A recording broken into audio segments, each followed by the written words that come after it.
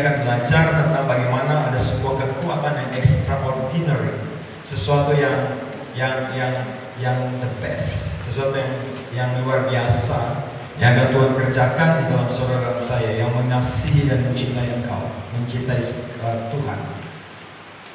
Oke, kita lihat di slide. Perhatikan di situ. Yohanes pasal yang ke-14 ayat 6. Kita baca bersama-sama, tulis di situ kekuatan tanpa batasan. Kekuatan tanpa batas atau kekuatan tanpa batasan. Pagi ini kita akan berbicara tentang siapa pribadi yang adalah kekuatan tanpa batasan itu. Kita lihat di dalam kitab Yohanes pasal 14 ayat 16. Kita baca bersama-sama itu yang ketiga, 1, 2, 3. Aku akan meminta kepada Bapa dan Ia akan memberikan kepadamu seorang penolong yang lain, supaya Ia menyertai kamu selama-lamanya. Ya, tidak ada batas waktu Dia menyertai kita selama-lamanya. Saya akan baca, saudara perhatikan sekali lagi, simak dengan jelas. Haleluya. Saya akan baca sekali lagi. Perhatikan Yohanes pasal yang ke-14 ayat 16. Dia katakan, aku akan meminta kepada Bapa dan Ia akan memberikan kepadamu seorang penolong yang lain, supaya Ia menyertai kamu selama-lamanya. Saudara kasih dalam Tuhan Yesus Kristus, pribadi Roh Kudus ini adalah sebuah kekuatan, sesuatu kekuatan yang tersembunyi, yang tersimpan, yang akan disuplai, yang akan diberikan, yang akan dipartasikan kepada gerejanya di hari terakhir. Kenapa saudara? Hari-hari ini kita perlu Roh Kudus. Roh Kudus ini adalah pribadi Tritunggal, yang dipercayakan untuk menolong gerejanya. Jadi masa di mana orang menyembah kepada Allah melalui pimpinan daripada Musa, tabernakel Musa itu, mereka menyembah langsung kepada Allah tanpa melalui Yesus Kristus pada masa itu. Oke. Tetapi Bapa memberikan anaknya sebagai penebus untuk pendamaian atas dosa manusia, sehingga Yesus lahir sebagai manusia. Dan Dia mengenakan tubuh manusia yang sudah ditaruh, yang sudah dirancang untuk Dia pakai daripada pribadi kandungan dari Maria itu, dan memiliki tubuh yang namanya tubuh Yesus, supaya Dia dapat memberitahukan dunia tentang kerajaan yang besar itu. Dia memberitahukan tentang kerajaan keselamatan yang besar itu yang sudah disiapkan untuk saudara dan saya. Karena itu saudara kasih dalam Tuhan Yesus Kristus, Roh Kudus pada waktu Yesus lahir, kemudian setelah Dia melayani sekian tahun, waktu Dia terangkat ke surga, Dia memberitahukan pesan kepada murid-muridnya, aku akan pergi kepada Bapa dan aku akan memberikan kamu Roh Kudus. Aku akan minta kepada Bapa untuk Dia memberikan Roh Kudus kepada kamu, supaya Dia menyertai kamu sampai selama-lamanya. Ini luar biasa. Saudara tahu, kita sudah berusaha dengan kekuatan semaksimal mungkin. Kita doa puasa, kita pergi ke gereja, kita baca Alkitab, kita melakukan semua aktivitas rohani. Tetapi seringkali Paulus mengatakan bahwa aku ingin melakukan yang baik, tetapi justru yang tidak baik yang aku lakukan. Kenapa? Karena manusia masih mendiami kemah yang namanya tubuh. Dia masih jauh dari Tuhan. Tubuh ini punya kekurangan, tubuh ini punya kelemahan. Ingin memuaskan keinginannya. Karena itu Paulus berkata, aku melatih tubuhku dan menguasainya seluruhnya, supaya ketika aku memberitakan Injil, jangan aku ditolak. Apa yang mau ditolak? Tubuh yang tidak dikuasai. Saudara, kita sudah berusaha, kita sudah melakukan yang terbaik. Bertahun-tahun kita ikut Tuhan, kita melakukan yang terbaik, kita ke gereja. Tetapi seringkali kita lemah juga. Seringkali kita tidak mampu, kita tidak bisa melakukan apapun. Tapi yang spesial adalah Tuhan sudah memberikan Roh Kudus untuk membantu kita. Roh Kudus diperbantukan kepada gereja supaya gereja bisa mampu untuk melakukan kebenaran. Kita tidak bisa melakukan kebenaran dengan sempurna. Kita tidak mampu mengerjakan apa yang kita baca di dalam firman.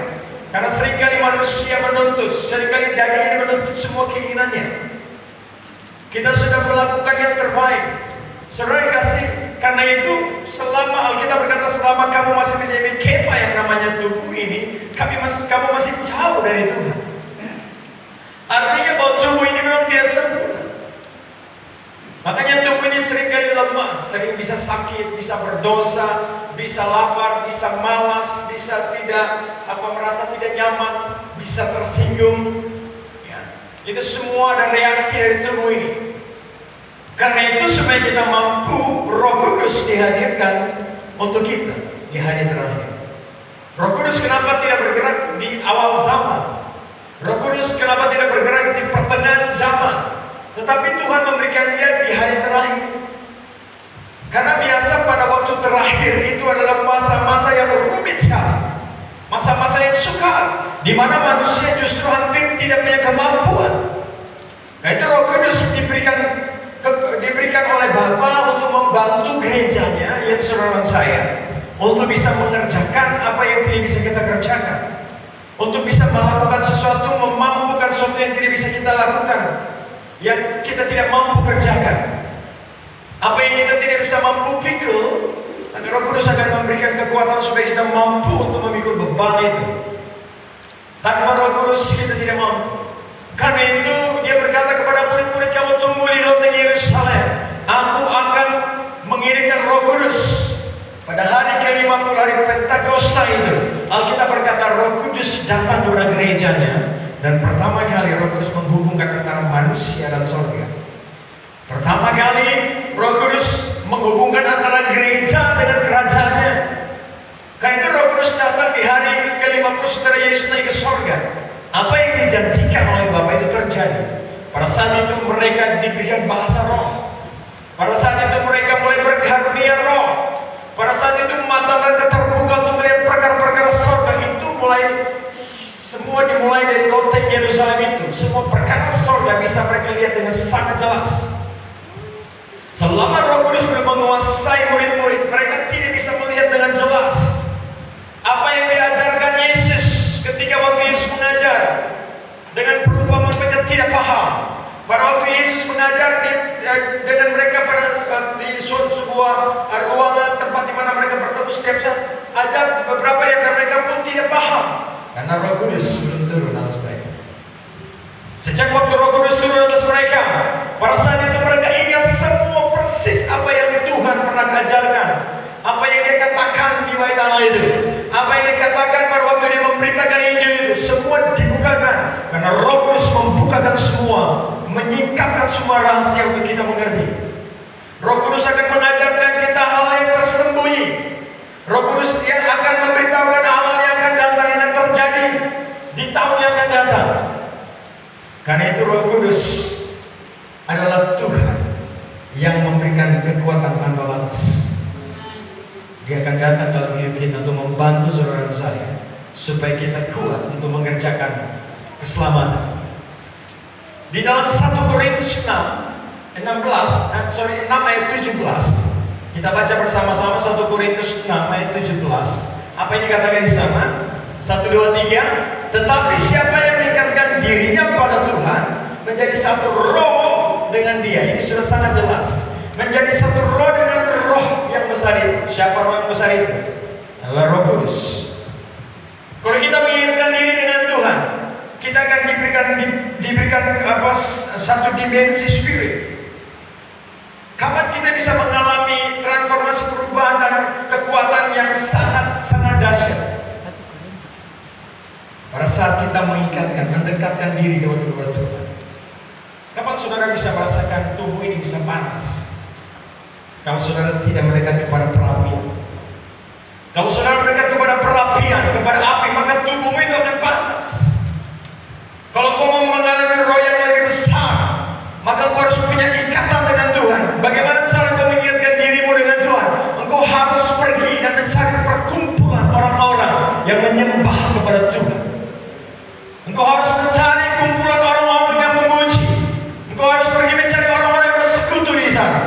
maka di situ ada kekuatan yang luar biasa. Dan kau akan mendapat kekuatan yang sama seperti mereka. Dan kau akan diberikan roh yang tanpa batas itu. Alkitab berkata, barang siapa, dia katakan tetapi siapa yang mengikat diri dengan Tuhan, yang menjadi satu roh dengan Dia. Pada saat kita tidak bersama dengan Dia, roh kita menjadi roh kita sendiri. Kita memiliki roh yang kecil, roh yang gampang lemah, gampang tersinggung, roh yang tidak mampu untuk mengerjakan apapun. Karena kita belum disentuh dengan roh yang besar itu. Kita belum punya apa, kita belum punya kekuatan apa. Karena kita belum menemukan jalan untuk bagaimana kita disentuh oleh Roh Kudus. Pada waktu Sakeus pergi berjumpa dengan Yesus, dia belum menyentuh Yesus sampai Yesus hadir di dalam rumahnya, di mana Kristus jalan, dan area di sekitar rumahnya disentuh dengan atmosfer dari kerajaan surga. Maka di situ terjadi transformasi dalam rumahnya. Maka terjadi lawatan Tuhan yang sangat besar di rumahnya. Maka Sakeus itu dilawan oleh Tuhan. Dia berusaha bagaimana berjumpa, mengikatkan menjadi satu dengan Tuhan. Dia harus pergi untuk naik di atas pohon itu, ya. Dan dia bagaimana berusaha untuk mendapati Yesus. Pada waktu Tabut belum sampai ke rumah Obed-Edom, Alkitab berkata Obed-Edom tidak mengalami apapun. Sampai Tabut Tuhan itu masuk ke rumah Obed-Edom, maka Alkitab berkata Obed-Edom diberkati, seisi rumahnya diberkati Tuhan. Karena ada sesuatu yang menyentuh hidupnya, karena ada sesuatu yang menyentuh rumah Obed-Edom, karena ada sesuatu yang menyentuh rumah dari Sakeus itu. Sebelum perempuan pendarahan ini mengalami transformasi kesembuhan dari 12 tahun pendarahan, dia belum mengalami apa-apa karena dia belum mengalami sesuatu. Dia belum menyentuh Tuhan. Dia belum menyentuh kehidupan. Dan ketika pada waktu dia menyentuh Kristus, transfer kehidupan itu, mentransformasi hidupnya. Dia mengalami sebuah kehidupan yang baru. Dia mengalami manusia baru. Dia mengalami kesembuhan yang tidak pernah dia pikirkan sebelumnya. Karena sudah 19 tahun, ya, sudah 12 tahun lamanya dia mengalami begitu pendarahan yang begitu luar biasa. Tapi dia tidak melihat ada tanda-tanda kesembuhan, ya. Dan bagaimana 12 tahun itu dia merasakan Tuhan itu seakan-akan jauh. Tapi ketika Yesus datang, dia menyentuh. Dan Alkitab berkata, kalau engkau ikatkan dirimu dengan Tuhan, mengikatkan diri artinya engkau menyentuh dia. Bagaimana sekarang saya bisa menyentuh Tuhan? Bagaimana saudara sekarang bisa menyentuh kerajaan itu? Tuhan kan sekarang tidak ada di dunia ini. Artinya dia sebagai Kristus 2000 tahun yang lalu dia pernah ada di Yerusalem. Tapi kan dia sudah tidak ada lagi bersama-sama dengan kita. Alkitab berkata dia akan tinggal di sorga sampai pemulihan segala sesuatu baru dia akan datang kembali. Tetapi gereja ada di sini untuk mewakili Kristus. Supaya kita mau menyentuh gereja, hidupmu diubah oleh Tuhan. Ketika kau menyentuh gereja, transformasi itu terjadi dalam hidupmu. Kau akan mengalami melihat sesuatu yang luar biasa terjadi dalam hidup saudara dan saya. Itu sangat penting, sangat penting. Haleluya. Ya, saya menulis itu Roh Kudus adalah sebuah kemampuan yang disiapkan untuk, ya, dan disiapkan dan diimpartasikan untuk diimpartasikan kepada gereja pada saat ya kekuatan tidak lagi berfungsi. Pada saat kita sudah tidak mampu, pada saat kita sudah tidak lagi bisa punya kemampuan, maka Roh Kudus dihadirkan untuk menolong kita. Roh Kudus adalah penolong. Saya tidak yakin kalau gereja bisa berjalan tanpa Roh Kudus. Ya. Yang membuat kita bisa mampu berjalan sampai hari ini, karena Roh Kudus yang memampukan gereja, memampukan kita. Kita tidak bisa mengerjakan kebenaran, bahkan kita tidak mampu menjaga kehidupan kita benar kudus tanpa Roh Kudus itu sendiri menolong kita. Kita harus minta Roh Kudus bantu saya, Roh Kudus tolong saya supaya saya bisa mampu untuk mengerjakan yang tidak bisa saya kerjakan. Haleluya. Kita perhatikan di sini. Yohanes pasal yang ke-14 ayat 26 juga di sana dikatakan yang sangat jelas. Dikatakan di situ bahwa tetapi penghibur yaitu Roh Kudus yang akan diutus oleh Bapa dalam namaku, Ya, dalam nama Tuhan dikatakan di situ, Dialah yang akan mengerjakan segala sesuatu kepadamu dan akan mengingatkan kamu akan semua yang telah kukatakan kepadamu. Jadi waktu kita berjalan dan tiba-tiba ada pencobaan, dia langsung ingatkan kita, hei hati-hati. Firman Tuhan bilang begini. Tiba-tiba kita diingatkan supaya apa? Ya, Roh Kudus mengingatkan kita agar kita terhindar dari pencobaan. Dia kasih tahu, ingatkan ayat-ayat supaya kita baca beberapa waktu yang lalu. Pada saat kita berjalan, tiba-tiba kita hampir saja dalam pencobaan, hampir saja kita jatuh dalam dosa. Roh Kudus membantu memberikan kita dia menginformasikan, hati-hati. Dia kasih ingat kita ayat-ayat Alkitab. Ya, haleluya. Ya, yang diutus oleh Bapa itu, dia akan mengajarkan segala sesuatu kepada kamu dan mengingatkan kamu akan semua yang dia katakan. Jadi dia akan mengajar kita supaya kita tetap hati-hati di dalam. Alkitab berkata pengurapan di dalam hidupmu itu akan mengajar kamu.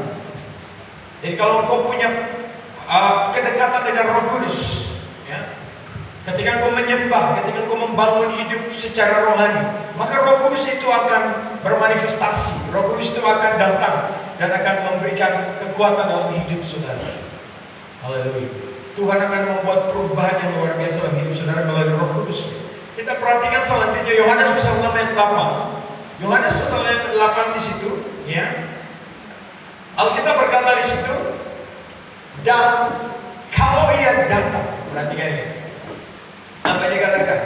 Dan kalau ia datang, ia akan menyadarkan atau memisahkan dunia akan dosa, ya, kebenaran dan penghakiman.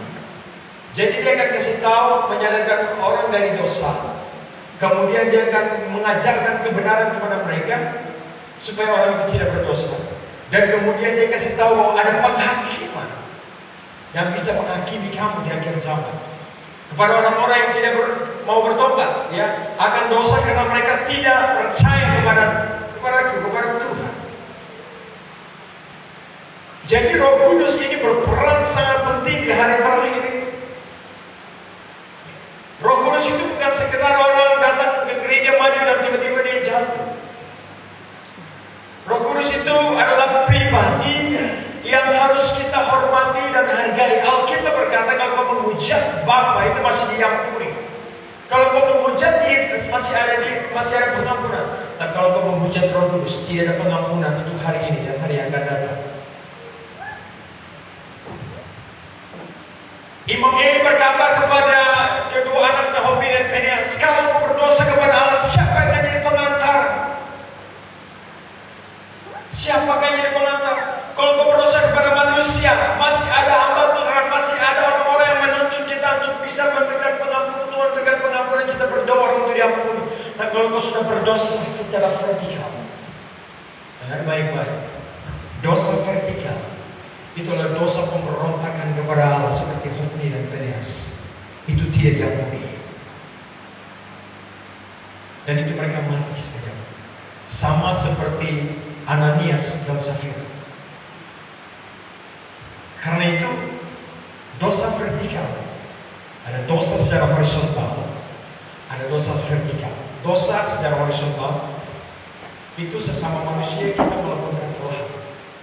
Kita melakukan dosa, pelanggaran, ya, berdosa secara vertikal, horizontal. Tapi kalau kita berdosa secara vertikal, itu antara kita dengan Tuhan. Ini hukumnya fatal. Itu adalah pemberontakan. Bagaimana orang yang memberontak keluar dari pekerjaan Tuhan, itu hidup mereka tidak diberkati. Hidup mereka diambang gancur. Dosa, kejahatan, kesalahan antara Abraham dengan Lot, itu adalah dosa horizontal antara sesama, antara Abraham dengan Lot. Dan Tuhan masih mendengar doa Abraham untuk Lot diselamatkan. Waktu Lot terputus dengan Abraham, apa yang terjadi? Dia melihat Sodom dan Gomora, dia melihat kehancuran, istrinya menjadi tiang garam di sana. Anak-anaknya berbuat kejahatan luar biasa. Itu karena terpisah dengan Abraham. Belum waktunya terpisah, tapi dia mau pergi dari Abraham. Saya tidak bilang bahwa orang-orang yang saya tidak mau berdebat. Tapi orang-orang yang pernah keluar dari sini hidup mereka tidak baik. Kami melihat dengan sangat jelas mereka tidak menjadi lebih baik. Mereka tidak menjadi lebih baik. Tapi kalau putus terhubung kepada Lot, terhubung kepada Abraham. Saat waktu Abraham diberkati, Lot diberkati. Saat pada waktu Abraham terhubung dengan Tuhan, Tuhan memberikan urapan kepada Abraham, maka pengurapan juga turun kepada Lot. Tapi ketika Lot terhubung keluar dari Abraham, maka berkat itu terputus. Dan Lot melihat keadaan yang sangat mengerikan di sana. Dia bertemu dengan kejahatan. Dia ada di sebuah kota, tapi dia tidak berbicara tentang kebenaran di kota itu. Alkitab berkata pada waktu malaikat itu datang di Sodom dan Gomora, Lot duduk di depan pintu gerbang ini berbicara. Lot adalah satu pembesar di kota itu. Tapi Lot tidak pernah memberitahu tentang Tuhan kepada kota itu. Maka pada waktu mereka berdoa kepada Allah, semua orang berseru kepada Allah tentang kejahatan yang ada di Sodom dan Gomora. Kemudian Tuhan mengutus dua malaikat pergi, itu lihat Sodom dan Gomora itu ada apa di sana? Apakah benar yang mereka bicarakan itu? Waktu malaikat sampai di sana, mereka bertemu dulu dengan Abraham. Mereka diskusi tentang Lot. Karena Lot pernah bersama dengan Abraham. Maka Tuhan lebih dulu kepada Lot, diskusi dulu dengan Lot, dengan Abraham tentang Lot maksudnya. Dan kemudian Abraham bilang, Tuhan, kalau misalnya ada 50 orang di kota itu, apa kau menghukum kota itu? Dia katakan, kalau ada 50 orang benar, aku tidak akan musnahkan Sodom dan Gomora. Tapi Abraham pikir-pikir, sepertinya tidak ada 50 orang benar di sana. Abraham memohon belas kasih kepada Tuhan melalui dua malaikat Tuhan itu. Berikan aku izin, kalau misalnya 45 orang di sana, apa kau menghukum kota itu? Dia bilang, kalau aku dapat 45 orang, aku tidak akan hukum kota itu. Tetapi Abraham merasakan tidak ada 45 orang benar di sana. Dia terus tawar-menawar dengan malaikat itu sampai dikatakan, berikan aku sekali lagi pengampunan kemurahan. Apakah kalau ada 10 orang benar di kota Sodom, apa kau akan hukum kota? Dia katakan, kalau ada 10 pun aku tidak akan hukum kota itu. Dan pada waktu malaikat itu pergi ke sana, tidak ada didapati 10 orang percaya yang mengasihi Tuhan di kota itu. Dan pada saat itu dia berkata kepada Allah, cepat kasih tahu orang yang hari ini mau keluar dari Sodom, cepat keluar. Dan pada waktu itu anugerah kesempatan untuk Lot bisa bicara kepada setiap orang itu dia. Tapi Lot hanya bicara kepada menantunya, kepada orang-orang yang ada dalam keluarga. Itu pun mereka gak dengar. Hanya anaknya, kedua anak perempuannya dan istrinya yang keluar, 4 orang yang keluar. Dan malaikat itu pegang tangan mereka, tiba-tiba mereka ada di luar kota Sodom itu. Dan mereka berpikir kalau mereka berlari, pasti belerang api dari langit yang akan menghabisi kota itu, pasti akan mengejar mereka. Dan pasti mereka juga akan mati dengan belerang itu. Maka Allah meminta anugerah kemurahan dari malaikat itu, berikan aku kesempatan, berikan aku kemurahanmu, supaya ketika aku tiba sampai di Soar, baru kau memberikan api belerang itu dari langit. Dia katakan, kau pergi ke sana cepat. Setibanya kau sampai di sana, waktu kau pijakkan kakimu di tanah Soar itu, pada saat itu aku akan lepaskan belerang dari langit. Pada waktu mereka berlari, dan kemudian istrinya itu mengingat semua harta benda yang ada di sana. Dia ingat dia punya semua kekayaan harta benda yang masih dia lupakan di sana. Malaikat itu sudah bilang, kalau kau lari jangan sekarang kau menoleh kembali. Karena waktu sekejap kau menolong, kau akan dihukum oleh Tuhan. Pada saat peringatan itu terjadi, istri Lot tidak mendengarkan. Kemudian betul-betul berlari dan terus berlari. Dan seketika itu ingatan dia tentang yang masih tinggal itu teringat dengan sangat jelas. Mungkin dia punya emas, dia punya uang, dia punya kekayaan masih ada di sana.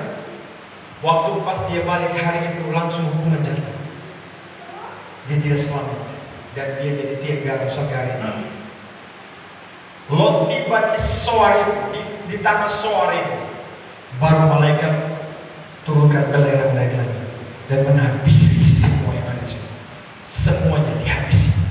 Semua harta benda kekayaan, semua orang yang ada di Sodom termasuk hewan dihabiskan hari ini juga dalam hitungan detik.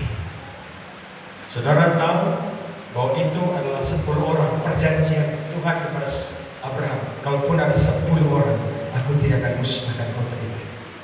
Dan hari ini saudara, kita lebih dari 10 orang di kota ini.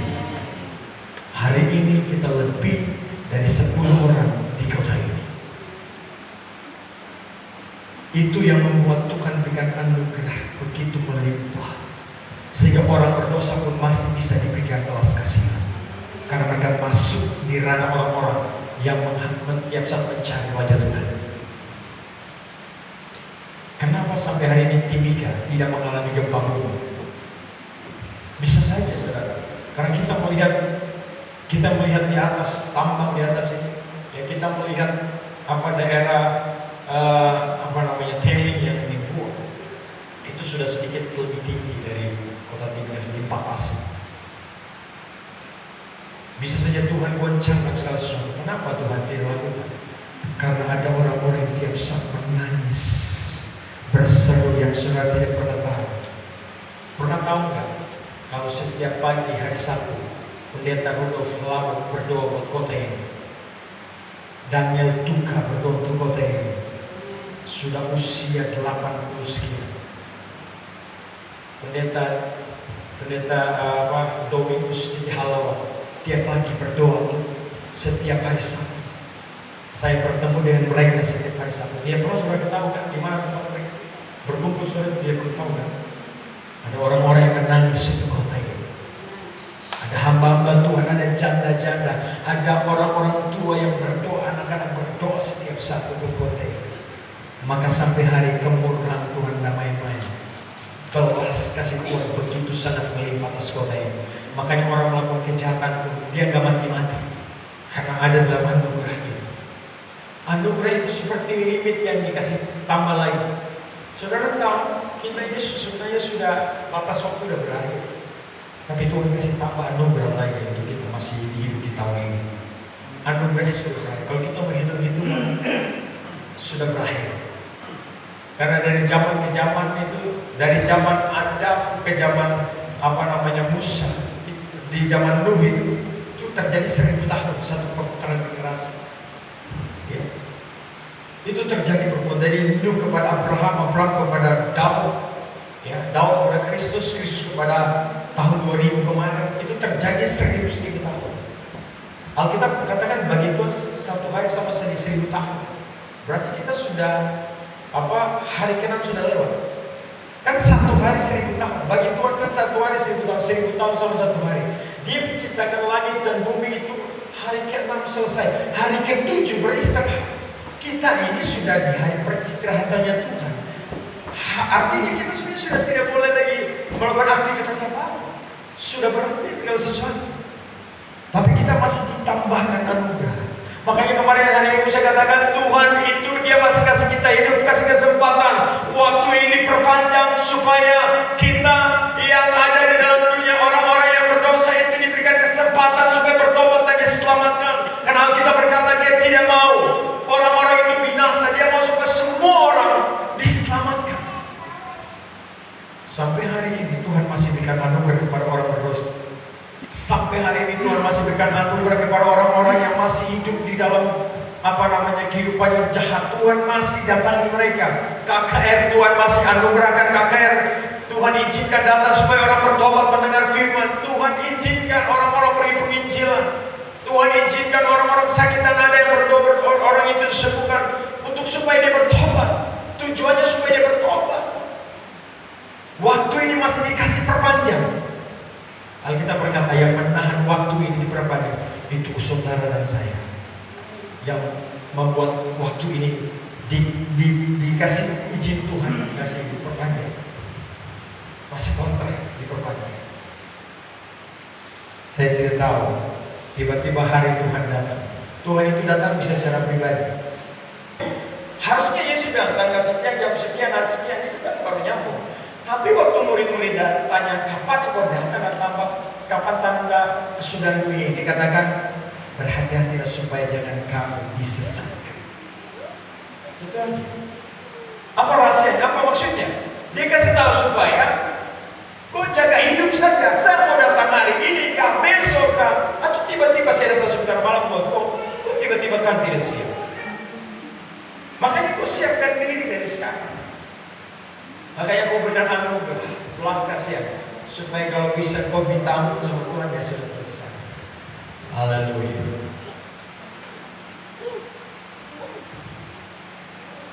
Ini kan yang terjadi hari-hari terakhir. Orang aneh-aneh, haleluya.